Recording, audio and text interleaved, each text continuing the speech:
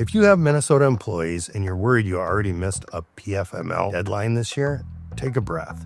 You're probably not alone, and in many cases, this is still fixable. But ignoring it can get expensive fast. Minnesota's paid family and medical leave program is officially underway for 2026, and we're already seeing a lot of confusion around deadlines, setup, and compliance. At CSI Accounting and Payroll, we've helped small businesses navigate payroll and labor laws for over 60 years, and PFML has easily been one of the most common questions we're getting right now. So in this video, we're going to walk through which PFML deadlines matter most, what actually happens if you miss them, and what to do right now if you're already behind. If you have even one Minnesota employee, this applies to you. It does not matter if your business is based in another state. If you run a payroll for Minnesota employees, PFML is part of your responsibility. The first major deadline was December 1st, 2025. By that date, employers were required to individually notify eligible Minnesota employees of their PFML rights and post the required PFML notice at the workplace. If you miss this deadline, you are not automatically fined just for being late. The official PFML website does not clearly list specific penalties for late notices, despite what you may see in AI summaries or third-party articles. The safest move is simple. Do it now. Notify employees as soon as possible and post the required notice. Delaying further only increases your risk if an employee files a complaint or asks questions. Before December 1st, 2025, employers also needed to decide between the state PFML plan or a state-approved private plan. If you miss that decision, that is usually less dramatic than people expect. If you did not select a private plan in time, you default to the state plan, and you can still apply for a private plan later. The key thing to understand is timing. Private plans typically take about 7 weeks to process, and the state recommends applying 1 quarter in advance when you want the private plan to begin.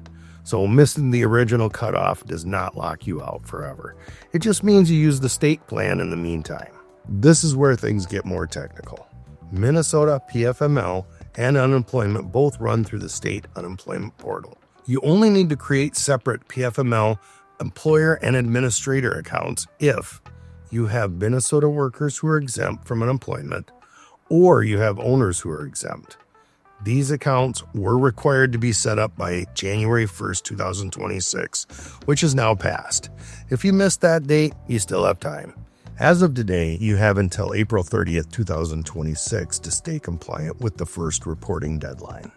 The consequences of missing the January 1st setup date is PFML premiums were not withheld during that quarter. That creates cleanup work later, but it is still fixable. If you miss both the January 1st setup deadline and the April 30th reporting deadline and still haven't taken action, you are officially out of compliance, and the risk increases significantly. At that point, all it takes is one employee's question or complaint to trigger scrutiny. That is when penalties and forced corrections become much more likely. Early enforcement may be light, but once an issue is flagged, the consequences can be serious. This is not a law you want to wait on or hope goes away. Fixing PFML issues early is always cheaper and easier than fixing them after a complaint or audit. If you think you missed a PFML deadline, do not ignore it. Do not rely on Google summaries or rumors. Talk to a payroll professional who understands Minnesota PFML rules. At CSI Accounting and Payroll, this is exactly the kind of situation we help businesses clean up before it turns into a bigger problem. Not sure if you're compliant with Minnesota PFML or which steps you've already missed? Schedule a free consultation or get a ballpark figure with our payroll pricing calculator. PFML does not have to be overwhelming, but it does require action. If your current payroll provider is not helping you stay ahead of this, that is a sign to ask better questions. We're here when you're ready. And if you found this video helpful, subscribe to our YouTube channel.